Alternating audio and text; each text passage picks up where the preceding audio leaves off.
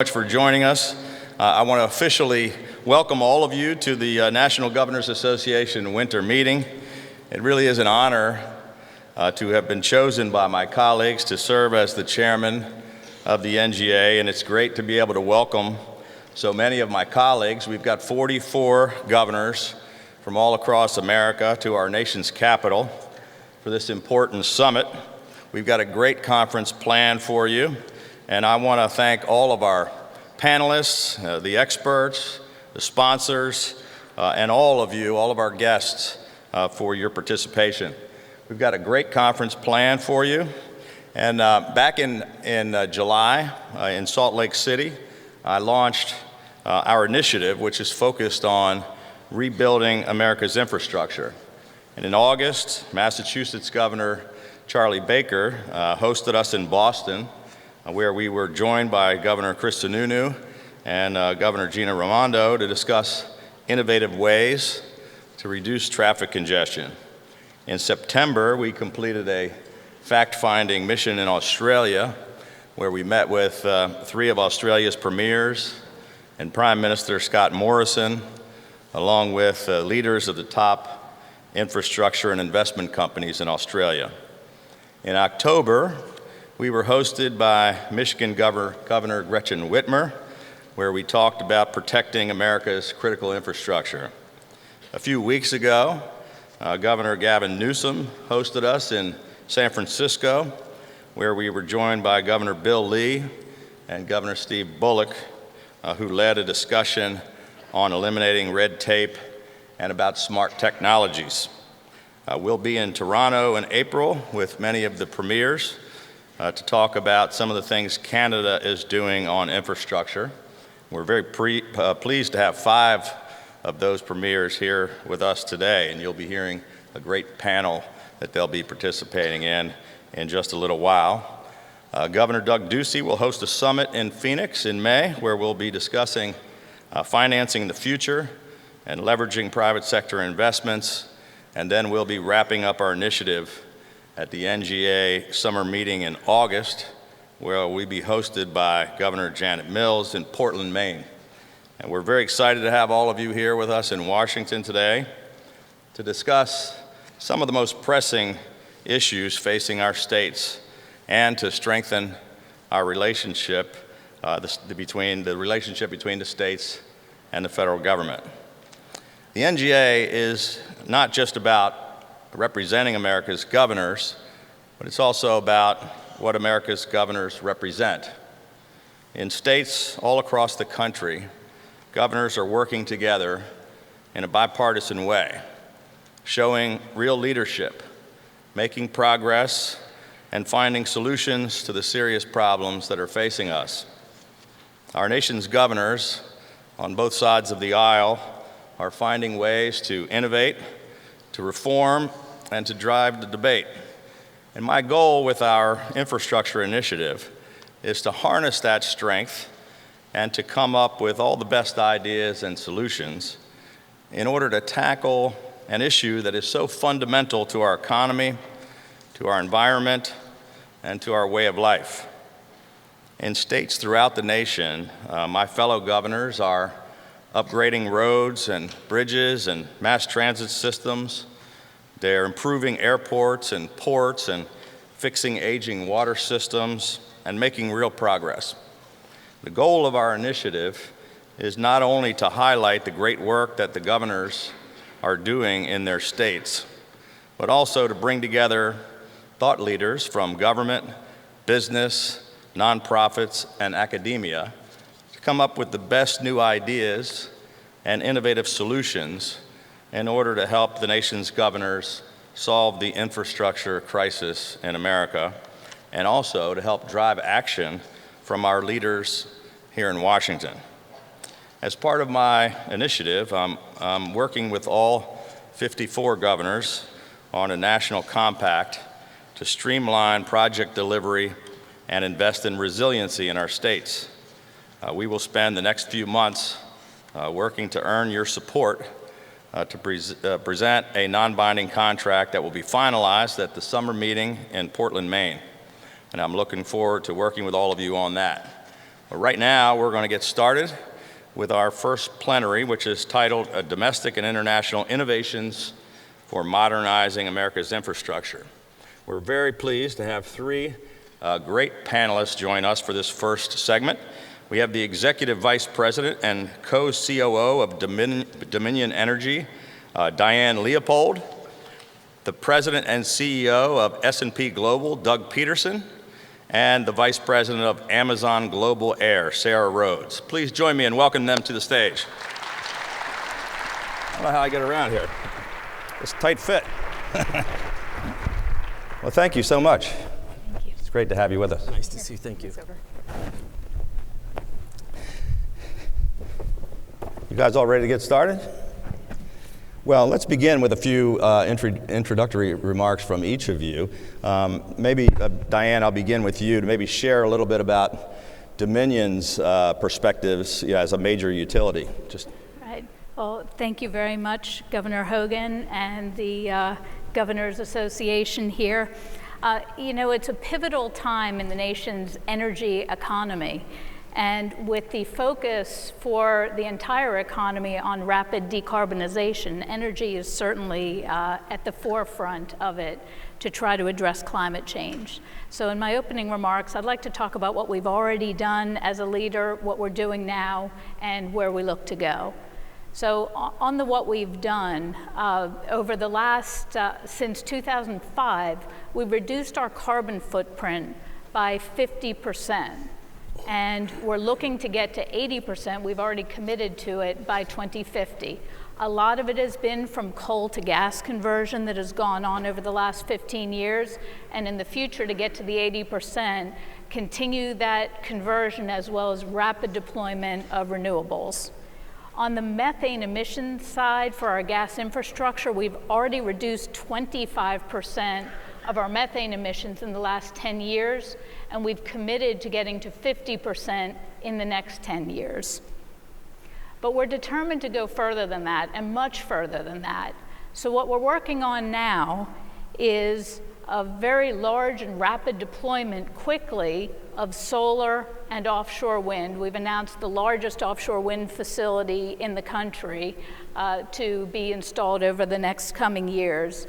And we're the fourth largest solar developer in the country. We're extending the licenses of our nuclear fleet, which is carbon-free generation. We are going to continue the coal to gas conversion and the methane emissions reductions that we have been doing. And then we're focusing on technologies such as energy storage and hydrogen and other emerging technologies. And then what we're looking to do after we look at ourselves is what can we do in our communities to help decarbonize the economy more broadly. As an example, electric vehicle charging stations. We've announced the largest conversion of diesel school buses to electric school buses. It helps lower greenhouse gases, it helps with other pollutions and childhood asthma, and it acts as actually a utility scale battery when those buses aren't in use. We've also announced the largest nationwide program of renewable natural gas with partnerships with hog and dairy farmers throughout the country to capture methane that's escaping into the air and have it used for end use. It's actually carbon negative or carbon beneficial. And of course, Governor, in your home state at Cove Point, the customers, our allies in India and Japan, are using the liquefied natural gas from our terminal to move the coal to gas conversion in those countries also. So in the next 5 years, we've committed to $26 billion of private investment. We are focused on emerging technologies, and what we need is regulatory and legislative partnerships to be able to have that happen so we can continue affordable, safe, reliable, secure, and clean energy. Well, thank you very much. Doug, you come at the issue as both president and CEO of S&P Global and as well as the co-chair of the Bipartisan Policy Center's Executive Council on Infrastructure. So how are you approaching these issues?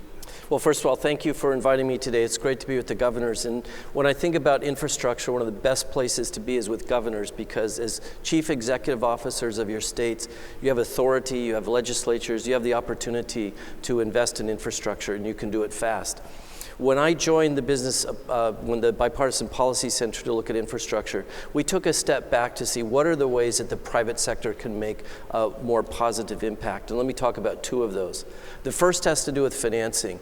I know as governors, when you look at the budgets that you have gaps, and the infrastructure need in this country is huge. And we can make a case for infrastructure, clearly. It creates jobs. It creates the opportunity for growth. Every dollar of investment in infrastructure creates about $3.70 worth of growth over the next 20 years, beyond that initial dollar of infrastructure investment. And it also creates pride. You can see, and we heard about the opportunity to upgrade our environmental impact when you create new infrastructure. So how can you get the private sector financing into the infrastructure space?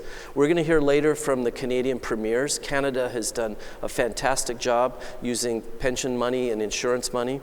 Why do we talk about pension money, insurance money? It's long-term investments, and one of the best financial matches is infrastructure, which is a long-term investment. So you have this match of the funds. There are literally trillions of dollars of funds around the globe, and right now that private sector funding for infrastructure is going to Australia, to Canada, to the UK, to Spain. And even infrastructure investors in the United States are investing overseas because there's a lack of projects. So this, I would highly endorse your program. This is a program you've talked about, the different opportunities for design, build, operate.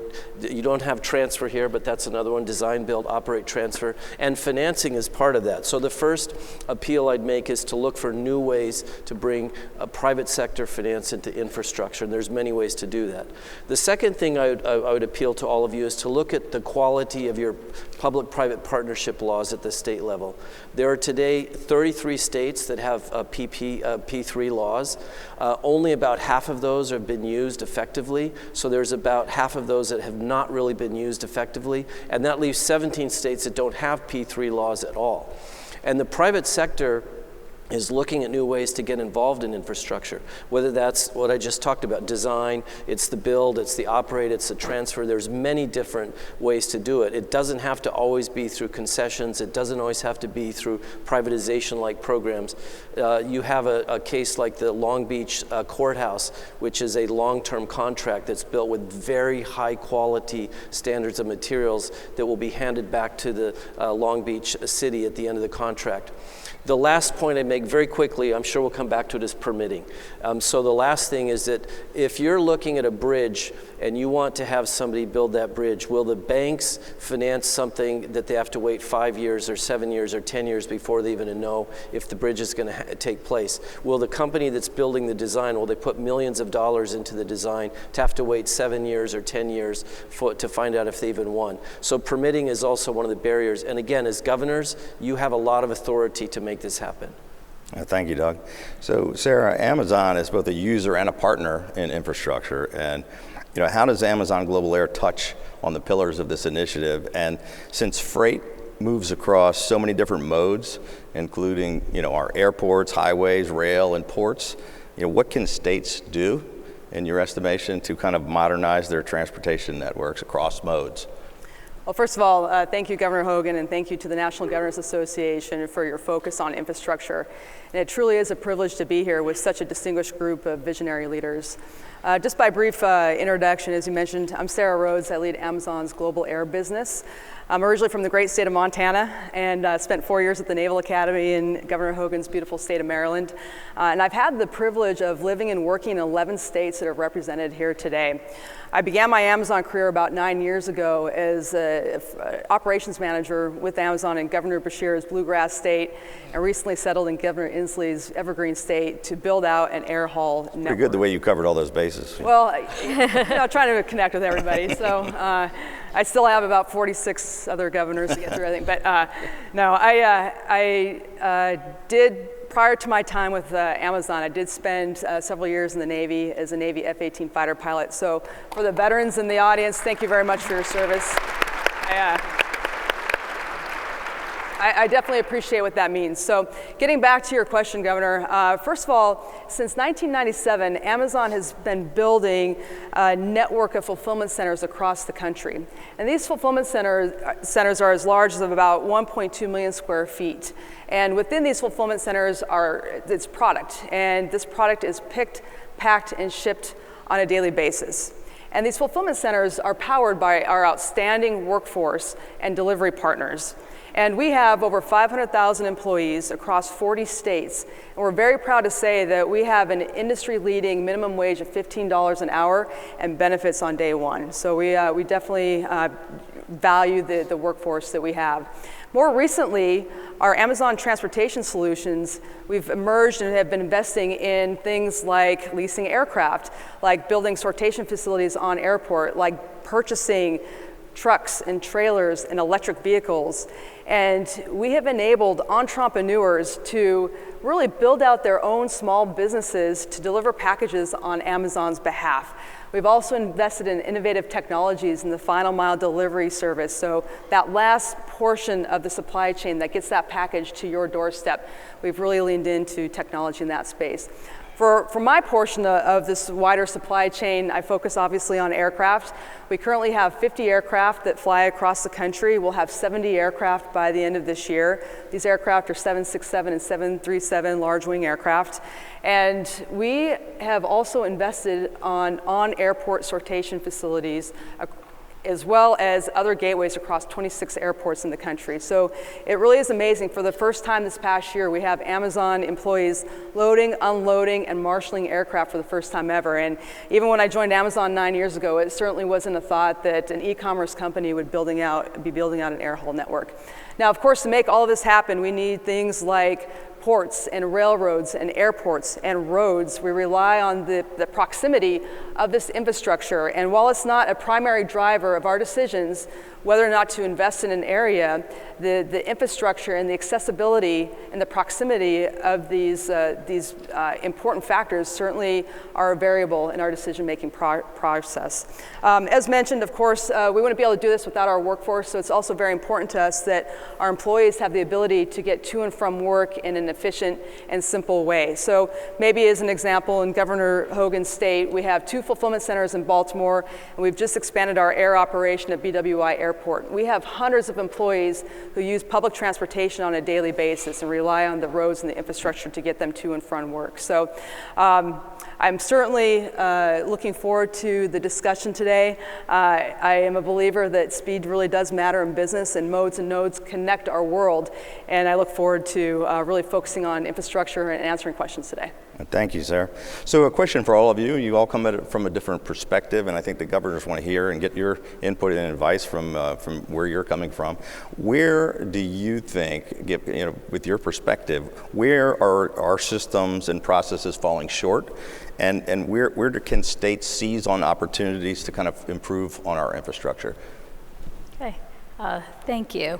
So with the opening remarks that I had in working to reduce our environmental footprint, particularly in energy, because energy drives so much of the economy and the infrastructure, I think we all have the same goals to reduce the environmental footprint as fast as possible. What I would say what goes on in the states, and some of this will be what Doug talked about in the permitting, is that restrictive permitting and local ordinances and other issues such as that in the states sometimes actually have the unintended consequence while we're trying to get to that same end goal. If we want to reduce as fast as possible, we actually end up with some of the permitting issues increasing greenhouse gases, increasing our pollution, and actually having our aging infrastructure not be able to be replaced in a timely manner. So certainly streamlining of permitting. Nobody's looking for any kind of rubber stamp, but a clear, consistent, reliable, and timely process is essential. We're investing $26 billion, and to be able to do that, to be able to finance it, it's just critical that there's that clear process to be able to go through. And then sometimes to understand and accept that if we want to get to that end goal and we want to try to do it as quickly as possible, we need to be able to install and keep running our baseload, high efficiency, dispatchable generation if we want the most rapid deployment of renewables possible, which is, I believe, what everybody wants. Good points. Doug? Yeah, let me make 2 points. The first is a knowledge of what are the assets that are in your state. You would be surprised at how many states don't have a centralized organization. It's dispersed across the entire state of what are the assets, what are the bridges, what are the ports, what are the even buildings that are owned. This is something that's absolutely critical. The state of Pennsylvania, I see Governor Wolf over here, they put together a program where they have a concession for 558 bridges. So as a bundling of their bridge assets to have them maintained and rebuilt over a period that was about a third of what would have taken if it would not have been done by the private sector. So but you could have never done that if you didn't have the inventory of the assets. In addition, the financial markets are looking for an inventory, so to speak, of projects in a pipeline. Governor Cuomo would not have been able to perform the project at LaGuardia to renew the airport there if there hadn't been a pipeline of projects which were known by the financial markets that are coming up in New York State that they can start planning for. So the first is having inventory assets and a pipeline of projects. And the second is really about how do you think about infrastructure? In too many places, I've seen infrastructure is thought about as procurement. It's the annual budget cycle, and it's not an annual budget cycle. Infrastructure has to be thought of as a life cycle investment over the long term. So the word investment, not procurement. States need to look at it as an investment in infrastructure and all the benefits it brings, not as annual procurement. Thank you, Sarah. I think taking a proactive versus a reactive approach, and I think about a term that we use at Amazon often, and it's looking around corners. And I'll give 2 examples, Florida and Illinois, as it relates to our business. And I use the famous quote from Field of Dreams, "If you build it, they will come." And I think about the facility that we're building right now in Lakeland, Florida, that will launch this summer, as well as our expansion that we just completed last year in Rockford, Illinois, where we partnered with the airport and the local, state, and federal government representatives to really do something that was mutually beneficial for both the business as well as the local community and the state. So they leaned in, did an investment before we really were committed to operating out of those sites, and it became a great relationship and partnership between our Amazon Air organization and the Rockford and Lakeland communities. Thank you. So Doug, public-private partnerships have been around for a while, but they're still, as you mentioned, fairly underutilized. And some states are taking advantage, some are not. How, and it's a discussion some of us are having, how should states evaluate whether or not a P3 might be something they ought to consider? How should they balance the risks between the public and private sector? Well, one of the words you used, risk, is critical, and I'll come to that. So first of all, the public-private partnerships, I think they become an imperative because states don't have the financial resources to undertake the amount of infrastructure investment which is going to be required to meet the needs of Amazon and Dominion. If you think about where we're going to be heading with the modernizing our infrastructure, updating it, and we also heard that there is a demand from my children and new generations coming up to have a completely different approach to the environment and sustainability of our infrastructure. And when you look at that renewal, having the public-private partnership is one of the best ways to do that. So when you look at it, first of all, you can use it for financing, you can use it for models of design, you have them here in your foundational principles. And to put together this approach, when I worked as the co-chair of the Bipartisan Policy Center Executive Committee on Infrastructure, we put in place an ideal or a draft of a proposed P3 law, that which we think all states could look at to see if the P3 law they already have is going to meet these standards, or if they don't have one, they can use this as a base standard for a P3 law.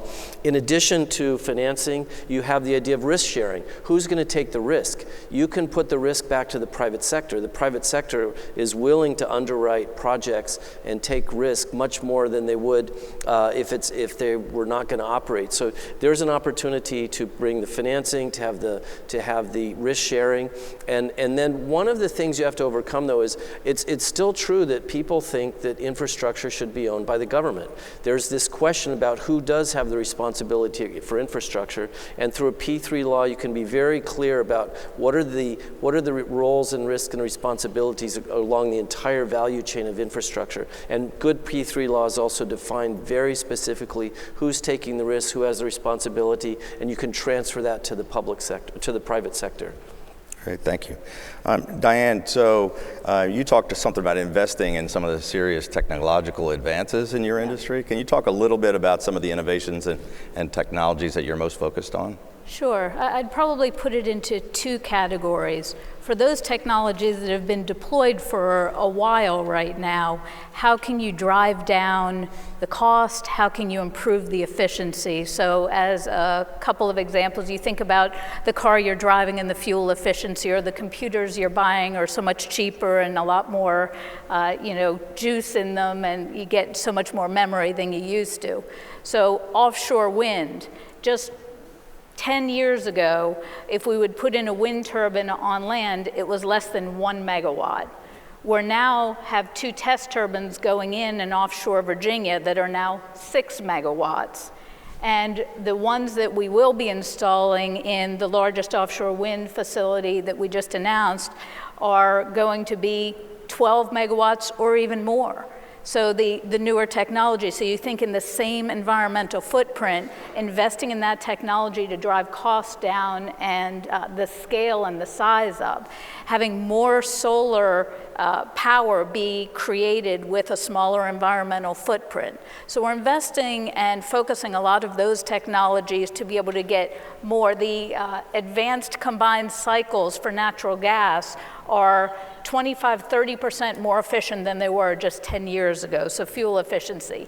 Then it's focusing on new technologies that can really drive us down to a new level in greenhouse gases and pollution and energy, such as energy storage and batteries, hydrogen, advanced nuclear, those types of technologies that are not here yet, but we need to be able to pilot and drive those to be able to really move our energy economy forward. Thank you. Sarah, from a shipping and freight perspective, what are some of the emerging technology opportunities for states to enhance efficiency and maybe reduce congestion or speed up delivery? Well, first of all, I would encourage states to use data and facts and leverage things like technology and machine learning to, first of all, provide an informed set of information to then drive informed decisions. That's the approach that we've taken. And for example, instead of building out an air hull network that's a traditional hub and spoke, where all the aircraft fly into one location, everything's sorted, then they fly out, we actually have an overlay of hub and spoke and a point-to-point network that is a result of really complex algorithms to drive a simple solution, which has resulted in a reduction in the number of aircraft actually required to fly the same amount of packages. So it's good from a sustainability perspective, it's good for efficiency, it's good for cost. So out of data and information came the decision to build out our network like that. And also, just to touch on sustainability, we're certainly leaning in that space as well. We're investing in electric ground service equipment. I think about our facility at Alliance Fort Worth in Texas. We are the launch customer of the world's first electric main deck loader. So the piece of equipment that loads the containers onto our large 767 aircraft. So it's been great, really experimenting and trialing that type of technology and equipment in our space. Great, thank you. At this point, we're going to open it up to let some of our other governors get into the discussion. So please, we want to just light up some lights and start asking some questions of our panelists. Governor Cuomo. Thank you very much, Governor Hogan, and thank you to all the members of the panel. P3, as you said, and Governor Hogan said, it's been around a long time, and money is a problem, right, on top of everything else, the permitting, et cetera. What do you think are the most, have replicable models developed on the P3 process, and what are the most replicable P3s that you've done? Well, first of all, I have, when we did the Bipartisan Policy Center, we went and did field trips to different cities. We went to Detroit, to Miami, to Long Beach, to New York. We went to Virginia and visited Richmond. And what we saw were different examples of what works in a P3. And I mentioned earlier that one of the most important aspects is to think about it as an investment, not through procurement. And when you do a P3, it actually forces you into that methodology, because you're saying that this project, which is going to be managed with a public-private partnership, requires a different sort of a discipline when it just is a procurement project. So just having the project itself is critical. Another aspect is what is included in this infrastructure for success, the foundation for success, is a definition of all the different aspects along the way. There's a design aspect, there's a build aspect, there's an operate aspect, there's a finance aspect, a maintain aspect, the transfer either privately run after or before. And so there's different models. There's best practices, the Port of Miami, the tunnel at the Port of Miami, the Long Beach City Courthouse, the port at Richmond, Virginia. You have LaGuardia in New York. So there are a lot of very good practices that could be learned and copied. Usually we hear about the failures, and there are some failures. There's some roads that failed. And just to echo the comments about data and analytics, there are now more than ever opportunities to use data and analytics for different sorts of variable pricing. We're looking now, I live in New York, and we're looking in New York how we're going to have different sorts of variable pricing in the city. Hong Kong and Singapore have variable pricing. London has it. It works for transit. So there's a lot of models, and one of the best things to do, working with Governor Hogan, would be to get a group together of governors, and we'd love to work with you to find all of those best practices and share them across all the states. Thank you. You guys are being much too quiet. We have an opportunity to talk to some really smart experts here. You guys have to wake up, ask some questions. Well, while you're thinking of your next question, I'll fill in and ask another one then. We're here. You have a question? Go ahead. Governor, please.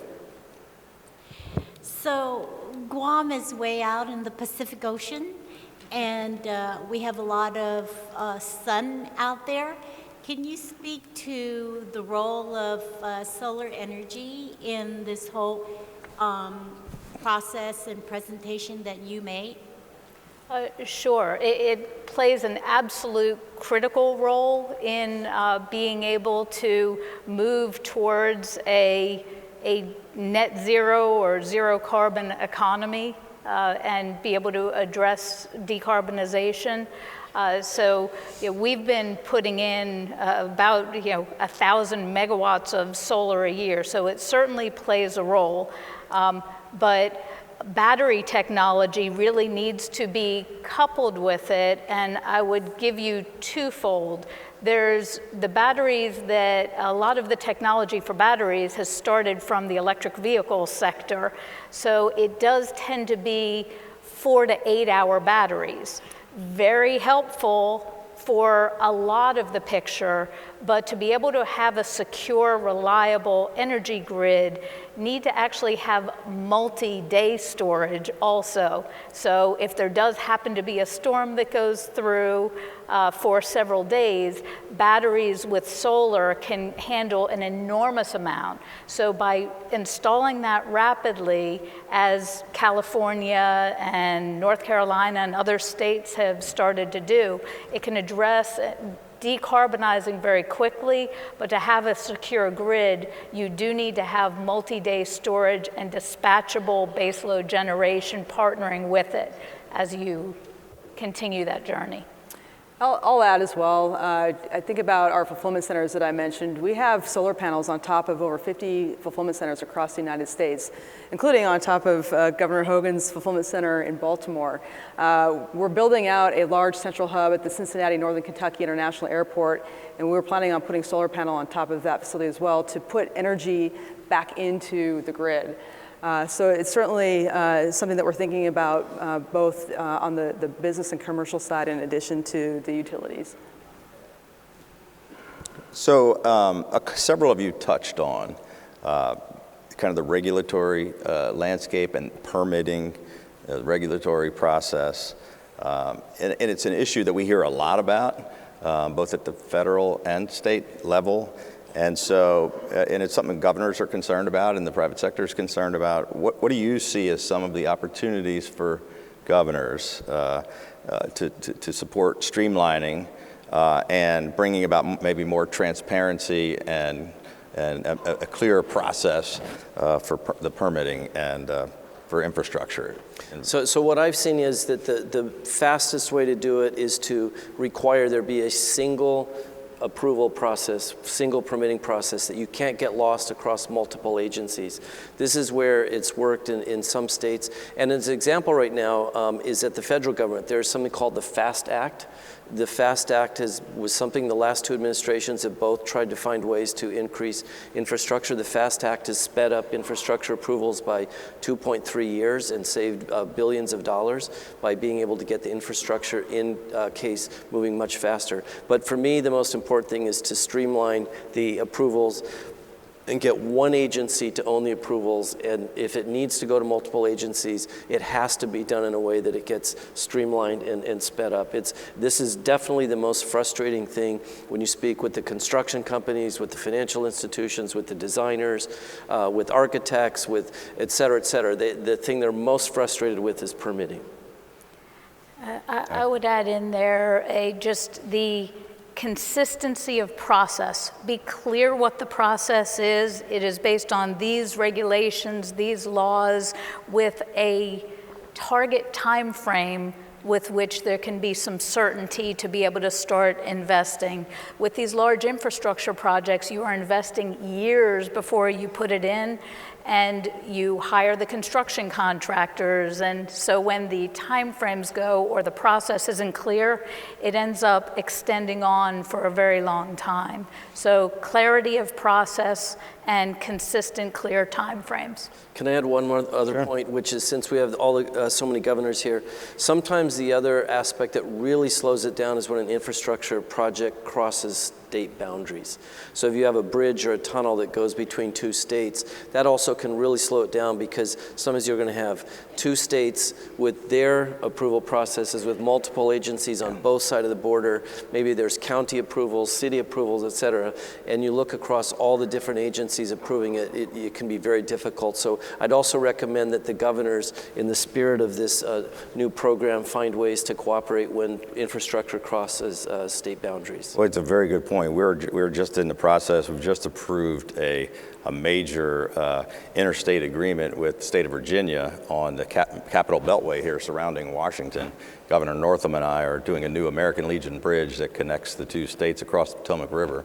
I had a good discussion yesterday with many of the Canadian premiers who are going to be joining us in the next panel about bridges connecting across borders.